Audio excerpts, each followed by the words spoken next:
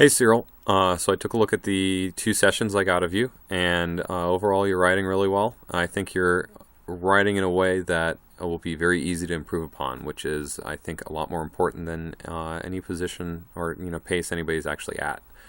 What I can see is that you can be using more of the track, and I think that's going to enable you to go faster. As well as being more assertive passing and having more confidence overall in how the bike's going to perform and what's going to happen, especially as you start to push or try and go faster, how the bike's going to perform under increasing loads and harder braking and accelerating and everything like that. So this is looking at the first session I got of you because you're by yourself throughout the session. This is a few laps in, and let's watch.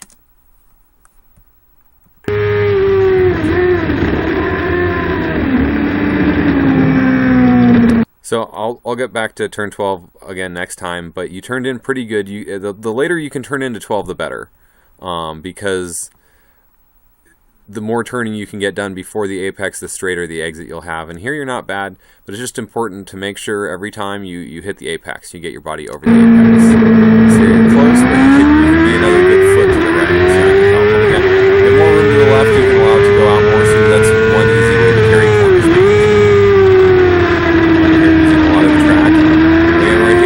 Don't be afraid of using the curb. You don't want to go all the way to the right because a lot of times the cars will run the dirt down and you have that hard edge on the outside here. But running over the top of the curb here, all it does is make the turn wider and give you confidence to carry more speed here through the mid corner rather than needing to rely more on getting on the throttle and driving out. The more corner speed you can use and carry mid corner by the apex while still being comfortable to get on the throttle at the apex to drive out, is better. And you can easily give yourself more confidence by running right over the apex right on the outside here. And then you want to try and stay to the right hand side here as much more as you can, because the problem is that if you stay in tight here, it's a left hand turn. It's going to want to throw you off this inside left hand side to the right as you get to the top here. If you start on the outside a little bit more, say a little bit over right here, not even necessarily mid track, but just a bit more to the right, you can come across and essentially, not apex necessarily, but you can meet the left side of the track up here where you then are set up to turn in for the right. Because you see right here, it wants to throw you off the inside here, where really you want to try and stay as long as you can, stay with this curbing out here, because again, the longer you stay out here, the more turning you're getting done before the apex. Well, you don't want to go too late and miss the apex, but the later you can turn in and still make it, the more turning you get done before, and the more you can focus on getting to the throttle and getting a really good drive on the exit. Here you're getting past, but again, as soon as you get past, make sure that you hit that apex and here you get it. But what I'm noticing is, because the speed you're carrying, you don't let it drift back out after, because it's unnecessary.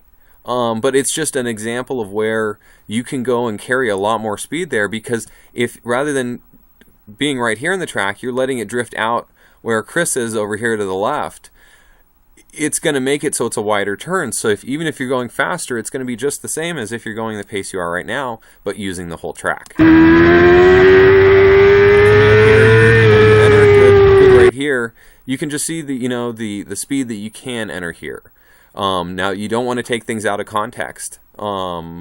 You want to build up the things reasonably, and the suspension has to match up with you and keep enabling you to progress forward. And guys like Chris Siglin and Wyatt here are good examples of how it can add up. But you have to put the process between you and the result rather than putting the result in front of that. Apex good. You want to try and stay to the left here, which you're doing well. But then come back to the right, keep turning. So here you were stayed out to the left wide before you turned in, which is great, but you still turned in just a tad early, because the later you can turn in here, the more, rather than being sent across the track, you're down the hill. And you're doing well here, but essentially in that way, the more confidence you can give yourself, the later you turn in there, especially if the bike wants to wheelie. But again, it's good to remember that the faster you're going, the more roll speed you have. And especially the better the bike is set up, the less it'll want to wheelie and the less that'll be an issue. If you're going 10 miles an hour faster through there, obviously it's going to take that much more power in comparison to get the front wheel off the ground, just because the bike is starting at that higher speed. Here again, we can see the shadow. So really, I mean, you can see the curb comes up a little bit, but you want to get yourself as close to the curb as possible. And that's going to give you the best line, you know, wide, tight, wide, get the best line as possible. Because here you can see you started a little tight, you didn't quite get the apex, and now rather than sent down the track here, you're a little bit sent out towards the curb. And while it doesn't affect you a lot, if that translates down, you can get on the throttle sooner. The speed, you know, is translating in the direction of travel that you want it to be in. Also, any wider you can set up here. You know, I don't like going on this curb right here, but any wider you can go, the better. And then same here. This is not a bad line, but you want to bring it in more. And what I do is kind of like what Corey's doing here, although a little bit later, is, you know, you want to make every turn as long as possible. Start wide, come towards the inside, and then let it drift out, but not so far that you're so totally tight coming into the carousel. Which you're doing a good job here. About 2/3 out is what I say to start here. But you want to then through the carousel, like right here, you want to stay out further. You can see Corey right here is out further, and he's going to be able to swing in an apex at the end. So rather than coming in tight and getting essentially thrown to the outside of the track over here, he can start on the outside, swing in, and then back out, have that speed translate down the straightaway. So like right here, if you were, say, 3 to 4 feet, maybe 5 feet wider, you don't want to go too wide because there's a seam in the pavement here, and you really want to stay on the inside of the track of that. But if you're a little wider and then you apex just at the end of the curbing here, just around this area here, you swing it back in. Instead of it making you want to go to the outside here, you're able to carry that throttle and have it translate you down the track that much more.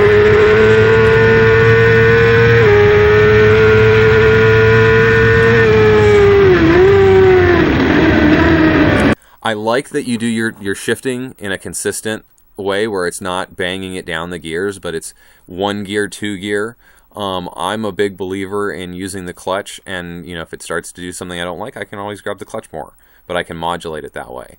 One thing I want to show you with turn 7 is just in the same way that the whole idea in corners is to make them as long as possible, we can do that in straightaways too. And on this one, we can kind of swing it in and run the bike across here as it's almost a straightaway, and use this as a braking zone rather than take it as a straightaway and then a turn. And we might be starting to turn in here, but that's something that can benefit here. One thing that I notice is the way your bike wants to swing out like this. It was more obvious on another lap, you ended up going wide, but it might be a sign that you need to start progressing the setup of the bike along with the riding.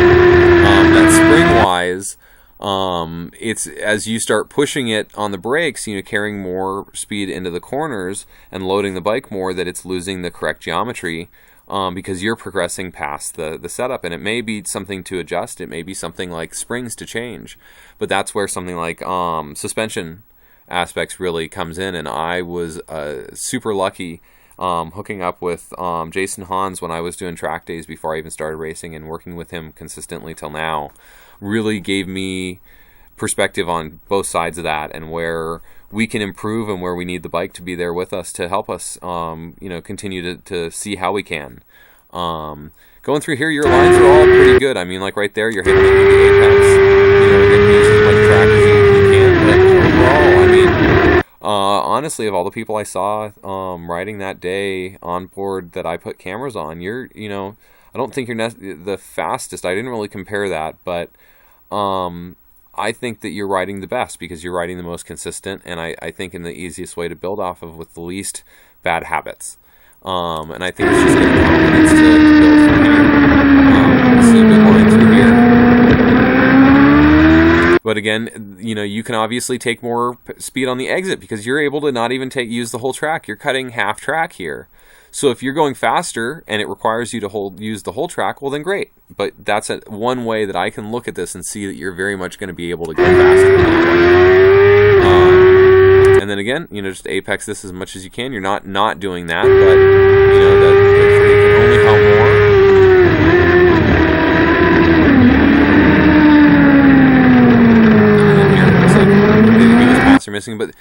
thing here is you want to ride your ride.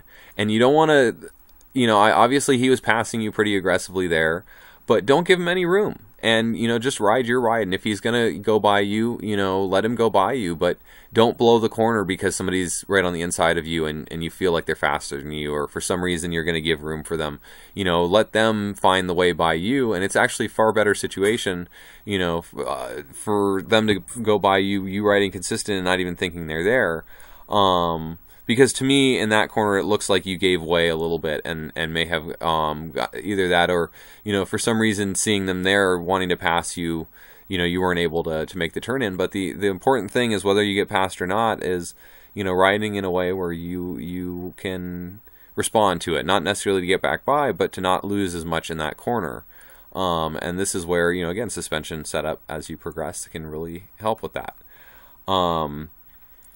I thought it'd be fascinating for a side-by-side. I have me on the SV in a race from Sonoma last year, and I thought it would just be a good comparison to show you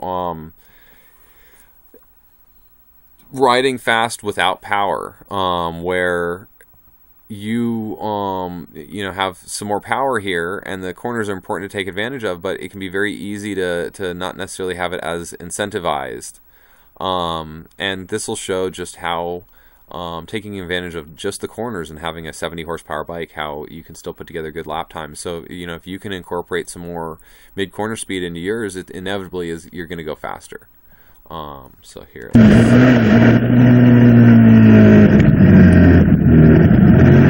try and unpause this just as you get up there so you know. I'm on the left.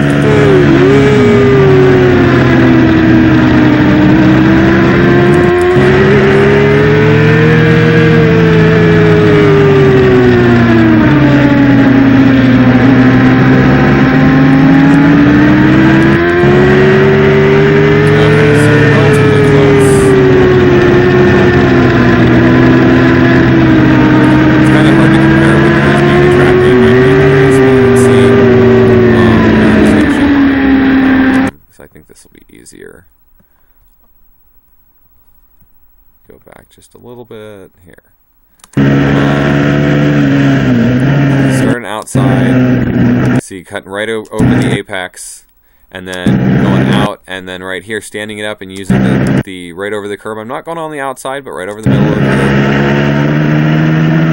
And starting, you can see I didn't turn in. I wasn't way wider here, but I just started a little wider and then turned in later, and that allows me to be tight here at the end. And then use the entire track all the way to the edge.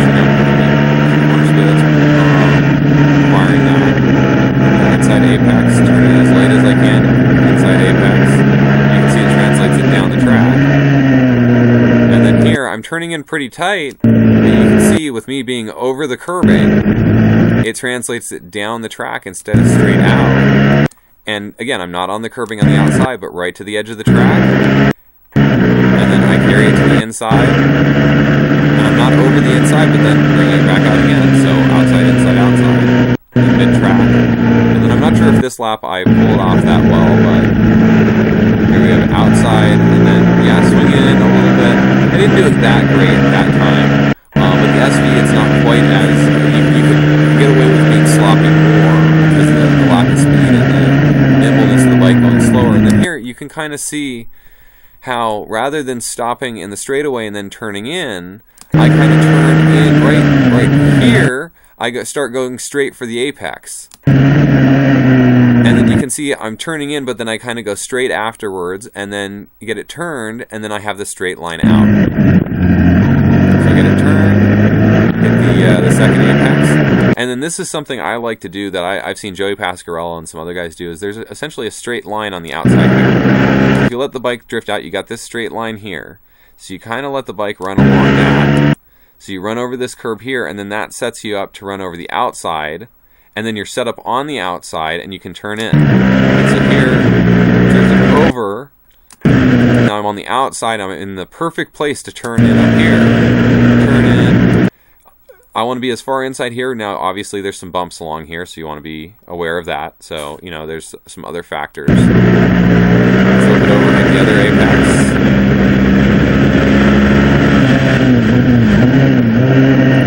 And the SV, you have to be careful because it has a really, it's low RPM. But I want to get down, I think it's 2 gears here, but I have to do them closer to the corner than I really want to. But that's what, if you have to get down the 3rd gear, you have to do that. But one of the ways you want to look forward is the more corner speed you can build, the fewer gears going down you need. If you can get the gearing right as well, you can make it where rather than going down 3 gears, you can only need to go down 2 because you're starting at a higher speed now because you're going faster through the corner, and that ends up making, all the difference. Apex, apex, and then see how I'm using the whole track. Flip it, and then another apex. This is another way where I'm being sloppy myself, and I can look at this video and go, I could have been faster running over there. And then one of the turns that I've always had difficulty with is 11 here. And it's not that I'm necessarily slow through there, but I've always felt like I could be doing it a lot better. And the faster I go, I don't necessarily do it better. But, start out, I want to start wider, but there's a lot of bumps out here. So tighten up, and then you can see I'm over the apex. And really what I would rather be doing is I'd rather be hitting the apex over here, because that means I'm going to be pointed back more this way. And for me, I have to keep the bike more on the side than I want to, and I can get away with it because of corner speed. But that would be the way to improve that. Is if I could come in here and go just a little bit deeper, turn in just a tad later, and then instead of turning across here, I'm bringing it back. It might seem like I'm going slower into the corner and mid-corner, but it's going to set up my drive so much better. It's going to be a far better way to do it. So, obviously, gearing-wise, everything else like that, there's other stuff in that way. But the idea would be that you want to start with gearing that, because you're going slower, allows you to still keep the bike in the power band, and then as you progress up faster, and allows you to use all the gears. As you progress faster, you go to smaller and smaller rear sprockets to allow you to go faster, because you need that RPM range because you're running out of it. So like at Sonoma is a harder one to gauge, but at Thunder Hill, on the straightaway, both on the 600 and on the SV, I'm within 500 RPM of redline at the end of the straightaway. And as I've progressed up speed-wise, I've had to change my gearing because I've just ran out of RPM. And that's been really the only way that I've changed my gearing, was because I ran out of RPM. And then my decision factors in some different places: turn 7, turn 9 at Sonoma, turn 9 at Thunder Hill, for example, turn 14 at Thunder Hill. I can decide, okay, do I want to go down an extra gear, and it might potentially slow me down mid-corner, or do I want to stay up in a higher gear and have the bike maybe lug slightly just off the corner, but have a faster mid-corner speed, and then on top of that, maybe I can progress and get faster, and there's no detriment at all then, because I'm actually completely in the RPM, rather than it being a little bit below because I'm in that lower gear. So, you really want to look around gearing-wise and figure out, how to most use all the gears, but with that in mind, that as you progress up going faster, you should be able to, with a gauge like the straightaway at Thunder Hill in mind, use that to tell if you need to change the gearing, because you just need to go faster and there's just not enough more RPM. So I think overall, confidence in incorporating suspension. I've always worked with Jason Hans, and I would be happy to, work as a go-between with you guys and get that aspect working really well. But I think that that incorporated with the racing is really gonna pay dividends, and I think that's the way to go. So hopefully, watching this a couple times, next time at Sonoma for the races, you can have a real mindset on certain places you want to hit line wise, and just a very predetermined kind of approach on things you want to do, and not necessarily having to do every single one of those perfectly, but just on where you feel like you can hold yourself, or what you can dimensions you can see to change to try and affect how well you feel like you're doing and progress. But I think the suspension is going to be a big one, because especially like turn 7, getting in there, in the race, you get in there hotter than you usually have. It just wants to run wide. That's a sign right there that suspension wise, there's something that needs to be changed, because you got to keep that up with you where it can enable you. But I guess I will talk to you soon. Hope this is useful.